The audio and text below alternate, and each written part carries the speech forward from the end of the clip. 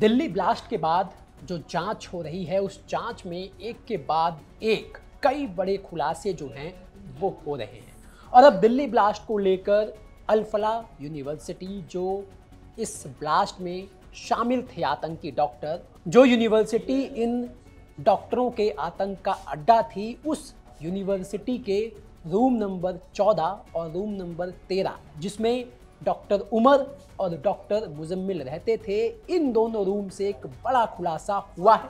इन दोनों आतंकियों के पास से सुरक्षा जांच एजेंसियों को डायरी मिली है और इस डायरी में ब्लास्ट का पूरा सीक्रेट प्लान लिखा हुआ था और साथ ही उसका पाकिस्तान और तुर्की से भी कनेक्शन जोड़ती है ये डायरी। तो क्या कुछ खुलासा हुआ ब्लास्ट के 5वें दिन, बताएंगे आपको क्राइम कैपिटल के इस एपिसोड में। नमस्कार, मेरा नाम दिनेश यादव है और आप दिल्ली तक देख रहे हैं। आपको बता दें कि ब्लास्ट के 5वें दिन सुरक्षा जांच एजेंसियों के रडार पर पहले दिन से जो अल फलाह यूनिवर्सिटी है, इस यूनिवर्सिटी के अंदर सर्च ऑपरेशन शुरू हुआ। जांच टीम ने कैंपस में डॉक्टर उमर के रूम नंबर 4 और डॉक्टर मुजम्मिल के रूम नंबर 13 की तलाशी ली और इस सर्च ऑपरेशन के दौरान दोनों के रूम से जांच एजेंसियों को एक सीक्रेट डायरी मिली और इस सीक्रेट डायरी में इस ब्लास्ट के सीक्रेट प्लान जो है वो रिवील किए गए थे। इन दोनों डॉक्टर के सीक्रेट डायरी से ये खुलासा हुआ कि दिल्ली में जो फिदायीन हमला किया गया, दरअसल वो एक आतंक की सोची समझी साजिश थी और ये साजिश कई सालों से रची जा रही थी, जिसका खुलासा इस डायरी से हुआ है। आपको बता दें कि आतंकी डॉक्टरों की डायरी में हमले की स्क्रिप्ट से जुड़े कई अहम सबूत मिले हैं। दोनों की डायरी के पन्नों में कई बार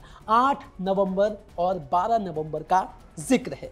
डायरी में एक दो नहीं बल्कि 25 संदिग्धों के नाम लिखे हुए हैं। डायरी में दिल्ली और फरीदाबाद की कुछ लोकेशन का भी जिक्र है। डायरी में कई जगह कोड वर्ड्स का इस्तेमाल भी किया गया है। इस डायरी में उकासा नाम के विदेशी हैंडलर का भी नाम लिखा हुआ है। जांच एजेंसियां जब मुजम्मिल, उमर और डॉक्टर आदिल के अलग अलग ठिकानों पर पहुंची तो उन्हें करीब 3 डायरियां मिली हैं, नोटबुक मिला है जिसकी जांच की जा रही है और इस डायरी से, इस नोटबुक से कई खुलासे हुए हैं।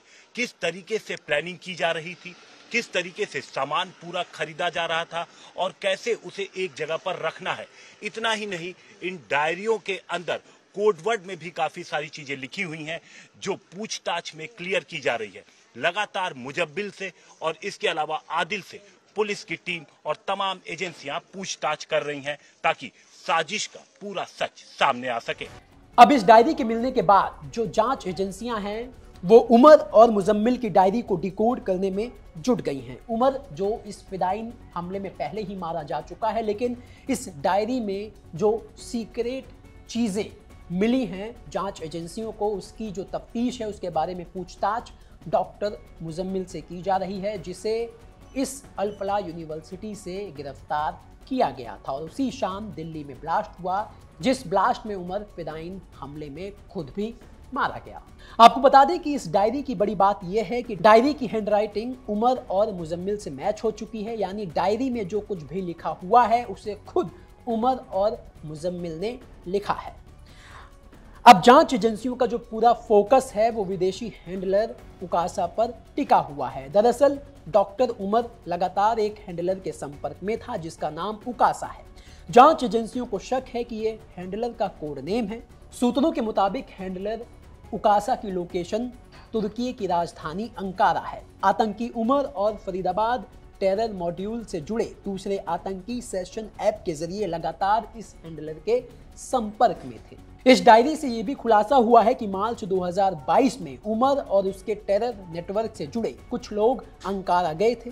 अंकारा में ही हैंडलर उकासा से फरीदाबाद टेरर मॉड्यूल से जुड़े आतंकियों की मुलाकात हुई थी।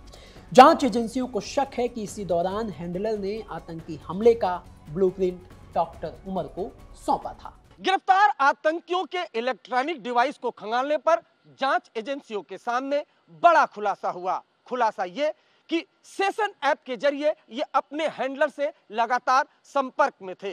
इनका हैंडलर अंकारा में बैठा हुआ था, उसका नाम अबू उकासा था।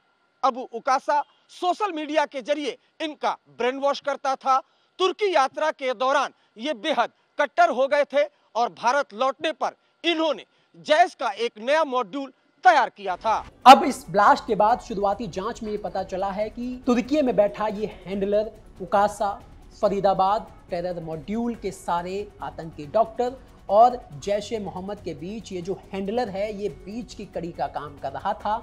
जैश ए मोहम्मद से जो निर्देश है वो हैंडलर उकासा को मिल रहे थे और हैंडलर उकासा के जरिए जो भी ब्लास्ट से जुड़े दिशा निर्देश हैं वो इन आतंकी डॉक्टरों को सेशन ऐप के जरिए तुर्की में बैठा उकासा वो दे रहा था। अब इस उकासा को लेकर ये जानकारी निकलकर सामने आई है कि हैंडलर उकासा ने ही तुर्की में फरीदाबाद टेरर मॉड्यूल के आतंकियों की मीटिंग जैश ए मोहम्मद और अंसार गजवत उल हिंद के लोगों के साथ करवाई थी। प्लान कार में विस्फोटक भरकर दिल्ली समेत देश भर के दूसरे हिस्सों में फिदाइन हमले का था, जिस हमले में 5 गाड़ियों का इस्तेमाल होना था, जिसमें से एक गाड़ी तो लाल किले के पास फिदाइन हमले में ब्लास्ट हो गई, जबकि 4 गाड़ियां वो अब जांच एजेंसियों ने बरामद कर ली हैं, जिसमें एक डॉक्टर शाहीन की गाड़ी है, एक डॉक्टर उमर की गाड़ी है और एक गाड़ी डॉक्टर शाहीन के भाई परवेज अंसारी की है। तो कुल मिलाकर जो डायरी जांच एजेंसियों के हत्थे लगी है उसमें ये खुलासे हुए हैं कि